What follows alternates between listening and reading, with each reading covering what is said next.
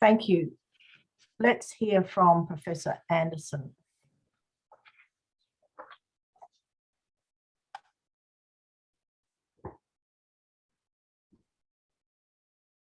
Ya Palingina, Pankana Ian Anderson, Palawa Trawana, Trawalawe, Parabana Plamamarala, Katumiri Mani Nano Tiana, Kanamina Nena Nika Lanena. Hello, I'm Ian Anderson. I'm Deputy Vice Chancellor of Students and University Experience at the Australian National University. I'm very sorry, I'm unable to join you in person today. The Centre for Native Title Anthropology conference theme for this year is Protection and Management of the Indigenous Estate under Native Title. It is an expansive theme and it covers issues of concern which have arisen over the past 12 months in cultural heritage protection, brought to the front of mind by the Yukon Gorge destruction and the expectations of resource industries, but covering the enduring challenges with disputation and the scope to achieve successful community development, to name some of the key challenges in anthropological practice in native title environment. This is the first time that the Centre has held a national annual conference via Zoom. COVID is demanding that we explore new ways to support the community of practice, and as with education in the tertiary sector, adaptive, flexible approaches are essential. CNTA is celebrating a number of firsts with this year's conference. The active role of native title representation bodies, native title service providers and land councils played in shaping conference content with an emphasis on practice challenges and questions arising from their work with native title claimants and native title holders. A further first this year is the appointment of co-director Ms. Petronella Vazon-Morel. Her appointment acknowledges her experience and expertise in native title and associated anthropological practice. I'd like to pass on my personal congratulations. So recognising the position of women anthropologists in working in native title, her appointment will contribute to the expertise of CNTA and can offer when shaping workshop research agendas and so forth. I wish you all the best and hope you have a productive discussion. Walika, and thank you.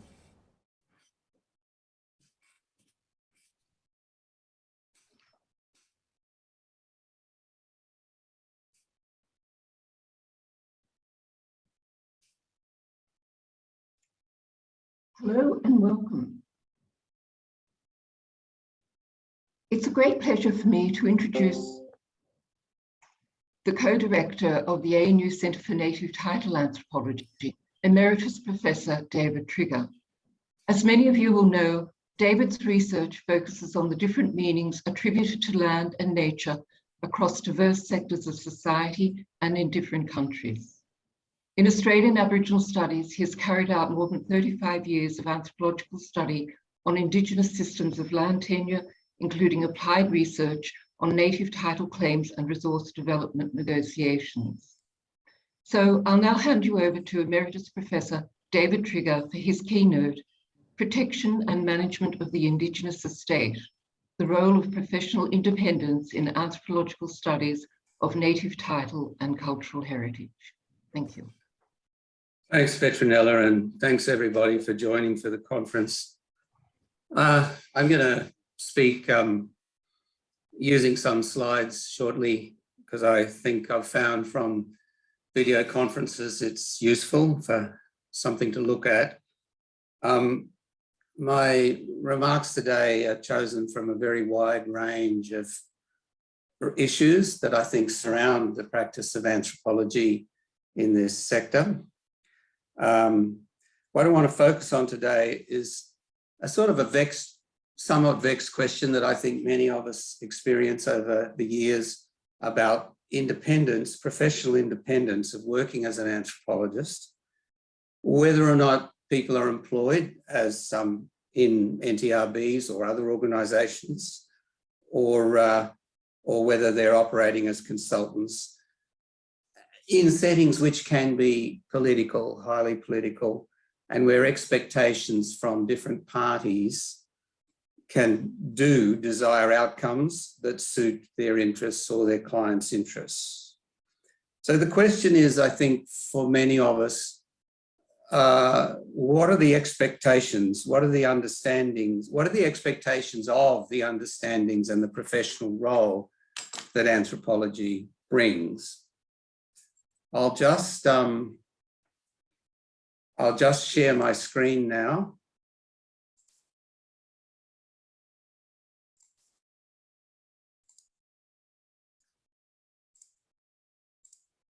And hopefully that you can see the screen quite okay. Well, I think we know that anthropology has credibility and legal standing in the sector. Just a few points there stating the obvious, that it's been 50 years since Professors Berndt and Stanner first gave expert evidence in the Gove case in Northeast Arnhem Land.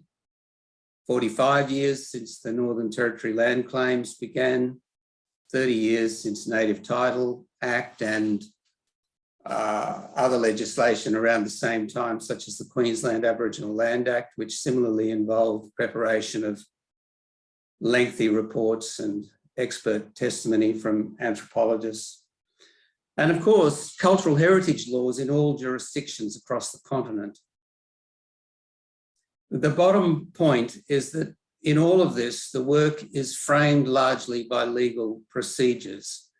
And I think that is a fundamental issue for the practice of applied anthropology in the sector, and can lead or encompass some of the tensions that I want to speak about. So I think, again, as so many who've joined us today will know, the expectations include independence of practice and expertise by anthropologists. But many of the settings in which the independent inquiries occur are also ones with other professionals, particularly lawyers, operating with commitment to the interests of particular parties and particularly Indigenous parties. And there is, I think, potential for some lack of clarity or tension to arise at times between the expectation for independence of inquiry on the part of anthropologists, and yet forms of commitment to the interests, particularly of Indigenous parties, sometimes other parties as well. And I've noted their ethics rules just because it's a microcosm of this tension, where in certainly universities and the Canberra IATSIS organisation, any inquiries with Indigenous collaborators and interlocutors is expected these days to, right up front, answer the question about how those inquiries will be run in order to benefit those who participate in the research, if you like, or in the inquiries. So you can see, as arose with the most recent revisions of IATSIS's ethics rules, this can provide some tension with expectations in the legal arena that anthropologists work without knowing the answers in advance of carrying out their inquiries. And of course, the outcomes may or may not meet the kinds of ethics expectations. So I think that's an interesting issue for discussion. Just going down those dot points, again, all people here know the wide range of tasks across land councils, NTRBs, in government, the private sector and consultancies. There's a very broad range of tasks. through mediation and litigation, involving sometimes lengthy work on reports. And most importantly, in that second dot point there, the work of the anthropologist is subject to legal scrutiny. And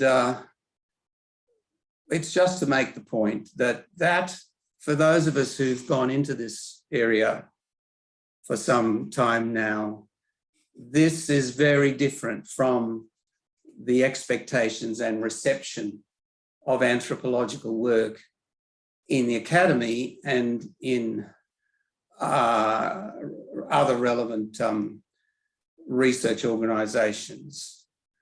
The legal scrutiny and the legal context is tremendously important, I think, in framing the expectations about what anthropology will do. And the bottom dot point just takes us to the input that is sought.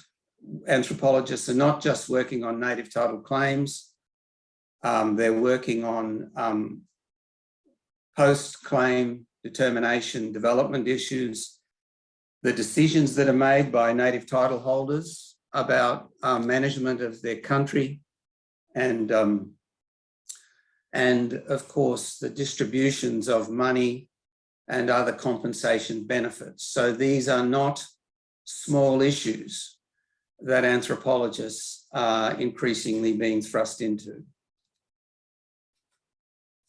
And I think then some relationship or tension between what we might call administrative work on the one hand and professional analysis on the other, both simultaneously, potentially expectations. By administrative work, I mean work which is tremendously important in terms of responding to native title holder assertions of their interests, inquiries by phone, email, in meetings, the work of not necessarily going in and performing new studies or new analysis, but the management of the legally recognised rights or the rights which are seeking to be recognised.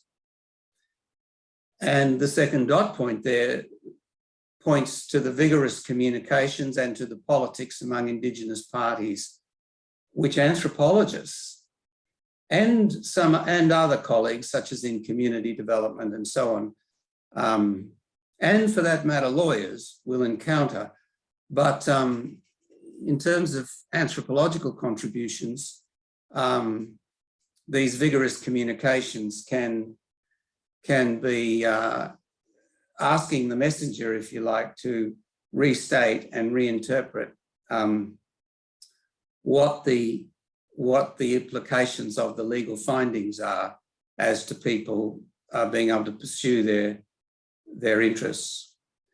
Through all of this, then, there's this expectation to maintain professional independence and to stay true to the facts as have been established through legal processes, and yet an expectation, particularly I think for anthropologists working for and with Indigenous parties, that there is a broad arena of support clearly for the interests of those clients.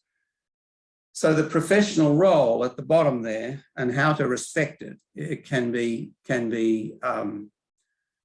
difficult.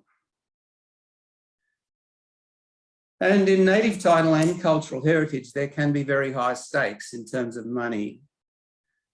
Other people have written well about cultural heritage, for example, and native title is not just about culture, it's about an economy. So there is a heritage economy, for example, which operates and swirls around the work that anthropologists do, trying to address customary concerns about about modification of landscapes and sites and whether that's acceptable according to traditional law and custom.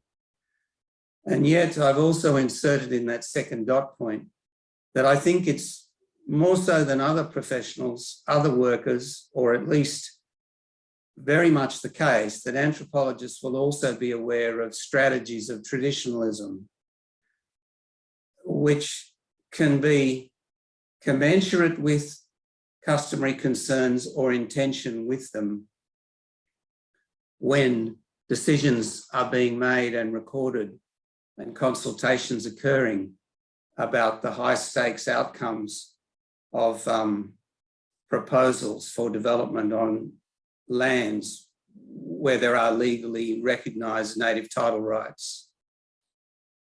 And the third dot point there just takes us to, you know, a distinction which was introduced a long time ago, actually, I think arising in Central Australia initially, that is, that there's work that anthropologists can do that isn't really research, or at least it is about clearance, about eliciting decisions whereby a project, a particular project or development is cleared without going to cultural details. And I want to come back to that. But if the anthropologist is facilitating yes or no decisions about the management of country, how does that sit with the idea of analysing the question of who are the right people and what's the customary basis for those decisions? The issues don't end with the legal determination. They're all about the management of rights in those ways. And of course, some will raise the question then, when and where is anthropological expertise needed? The same will be said about archaeology and some other expertise, particularly in the cultural heritage sector, which is so big now across all jurisdictions.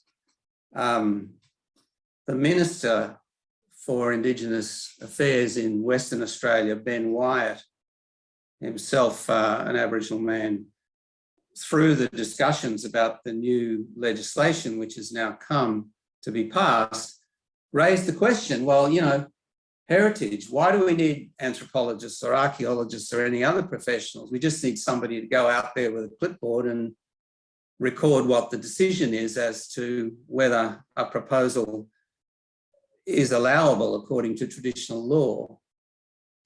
Well, that's a big conversation, as everybody in this conference would know. And the answers to it is some of what I'm trying to get at here. So the question becomes, you know, well, is an understanding of cultural connection always required? Nevertheless, when the anthropologist goes in to record a yes/no decision or to document or update the list of people who are the appropriate ones for making these decisions or receiving potential benefits from them.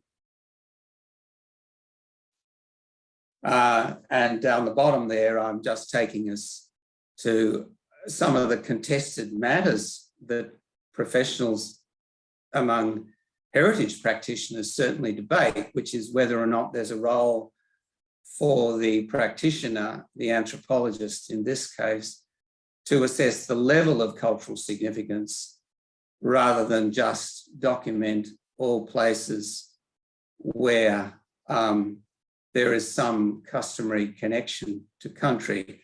The tensions that can arise between archaeological deposits and of material domains and small artifact scatters, for example, on the one hand, as against sites of major spiritual significance.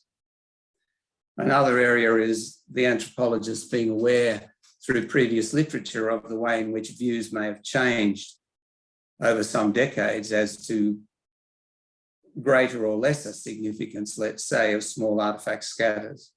And cartographic and social boundaries are absolutely critical for anybody who actually works at the coalface in this area. And of course, this is a difficult question for cross-cultural translation.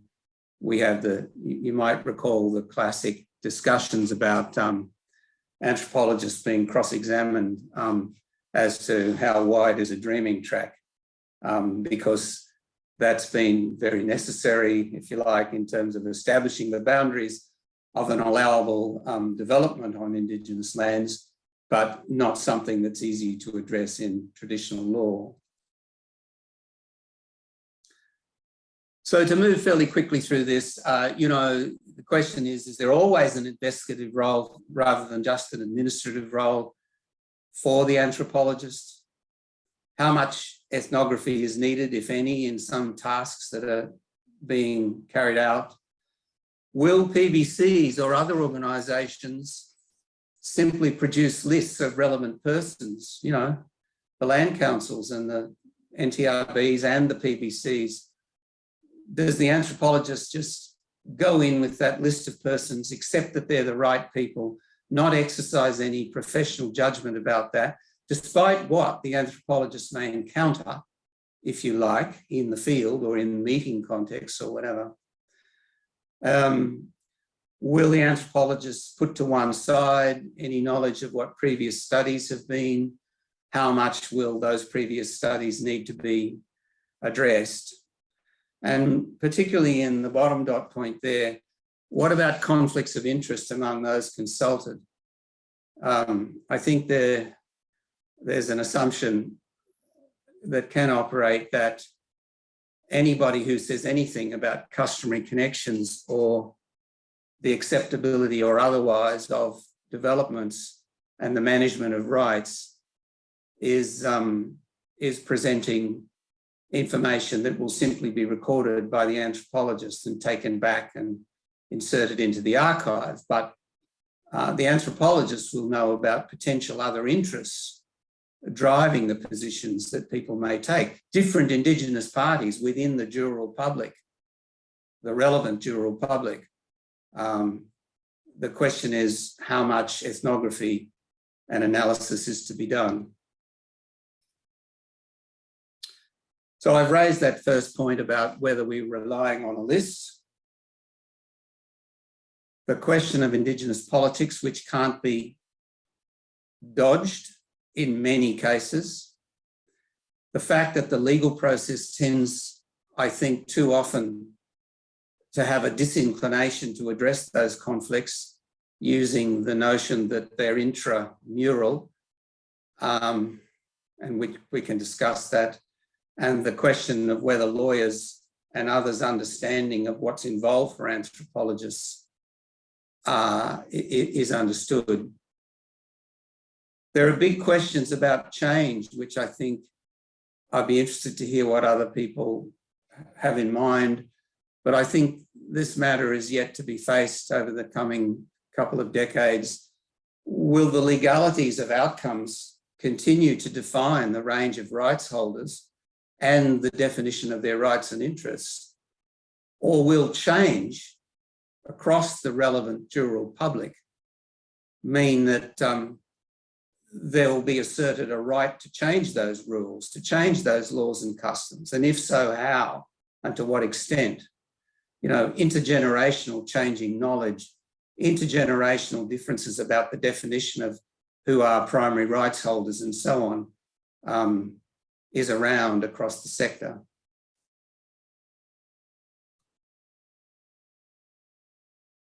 So I think we need some local level expectations for what it is that anthropologists do. Whose role is it to set those expectations up or to advise parties on what they are? We need some expectations about how anthropologists will deal with challenges and disagreements and disputes about their expertise, about how organisations and consultants will deal with blaming the messenger. And in the bottom dot point there about the well-being and safety in the workplace, which includes not just the office, but the field settings as well for those anthropologists. And I just want to spend a few minutes linking to a relevant issue arising, going back to the legal system and the extent to which it's open to these anthropological concepts and findings that might complicate what are otherwise regarded as settled legal matters. Complications introduced from anthropological practice. I want to say it's commonly not a collegial discussion. Anybody giving evidence in a court or in a mediation setting, in my view, needs to know this is not a collegial discussion with the law. Some may challenge this, but ultimately the court will variously be interested in complications of analysis introduced by the profession of anthropology, and only variously.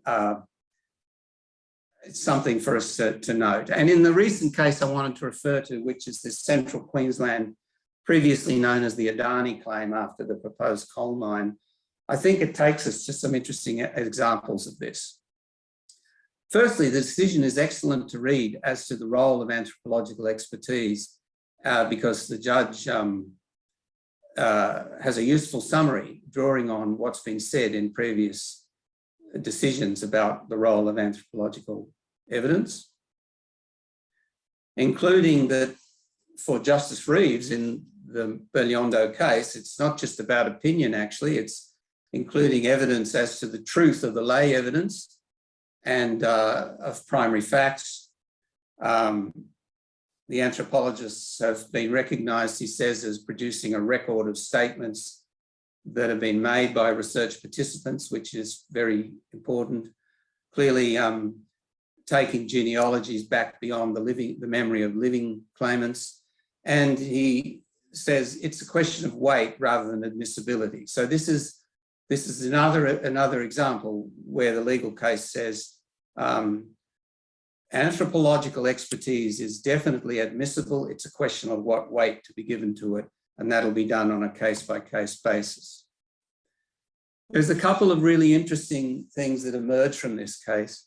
One was that some of the anthropologists involved read the legislation, the Native Title Act, took the court and the judge and everybody else to the question of what the preamble says, and said that because the preamble foreshadows a beneficial outcome, if you like, that is, the legislation is beneficial in its intentions, this leads them as anthropologists to evaluate probabilities and err towards an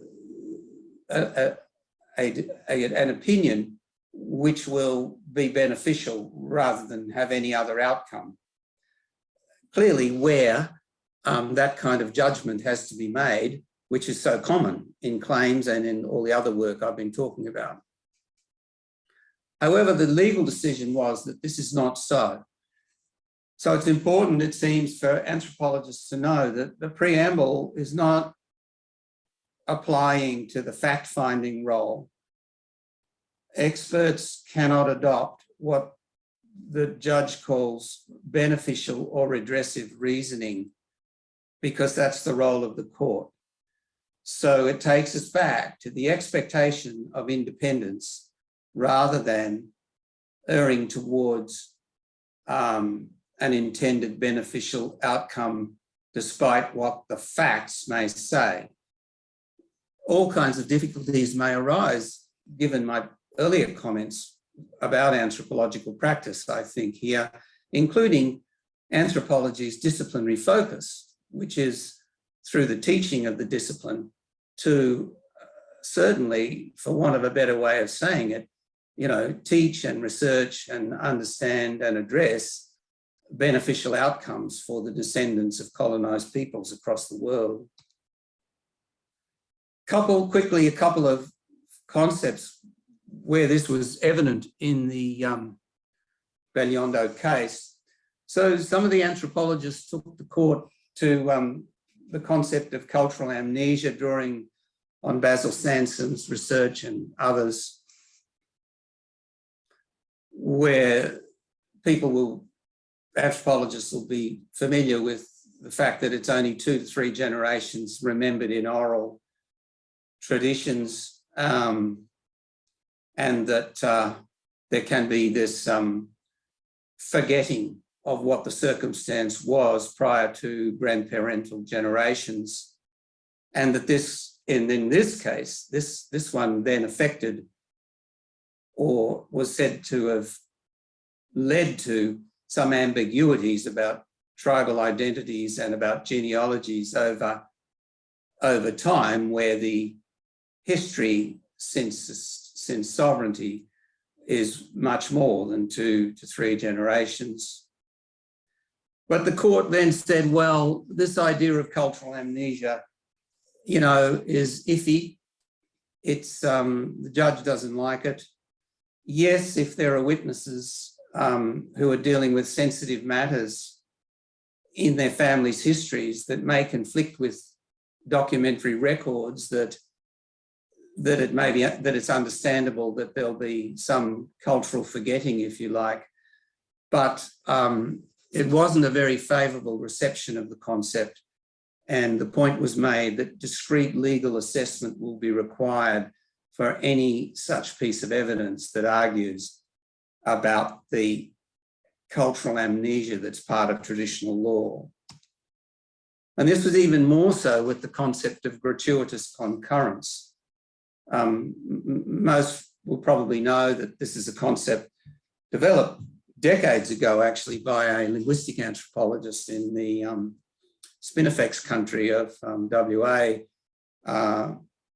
as to the evidence in legal settings from Indigenous witnesses and a tendency to agree with propositions put in a gratuitous fashion because of the pressures of the court setting or the legal setting or the inquiry associated with the legal case.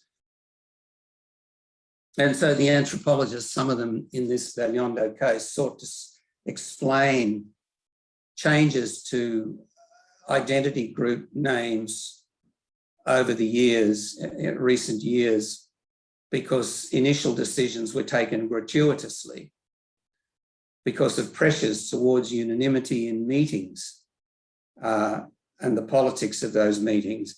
Keep in mind, this was a case with big political issues and outcomes given coal mining and so on, and challenges to Indigenous agreements that had been made. So the state's response was, well, does this mean that the truthfulness of the evidence given by the Indigenous parties is going to be fluid depending on circumstances? And the court's decision was to not accept gratuitous concurrence, especially when it has the appearance of trying to excuse or explain away inconsistent data with an anthropological concept. So to go to some summary points, I've tried to talk about the independence of anthropological work. Over the past few years, you know, I've just had countless conversations with colleagues working in the sector who have to try and manage the tension between expectations for independence on the one hand and the sort of the politics of interests across different Indigenous parties and other parties on the other hand. So there are these pressures together with the expectations for independence. The bottom dot point there is that I think it's so important for employer organisations and also clients engaging the services of anthropologists to have this conversation openly as to how there will be support from NTRBs, SPs, land councils, other organisations. If the expectation for the anthropologist is to exercise independent professional judgment, then when that's challenged, if it is challenged, there has to be ways for providing support. Overall, I conclude that, yes, I still definitely encourage this sector as a terrific working career for people. I think many in this conference would agree how stimulating and rewarding it can be. But we do need clarity as to the sorts of tensions that I've tried to address. We do need transparency about how anthropology is understood. And I think we need that among employers, the parties engaging consultants and Indigenous groups. Thank you very much for that. And I'll stop sharing my screen now.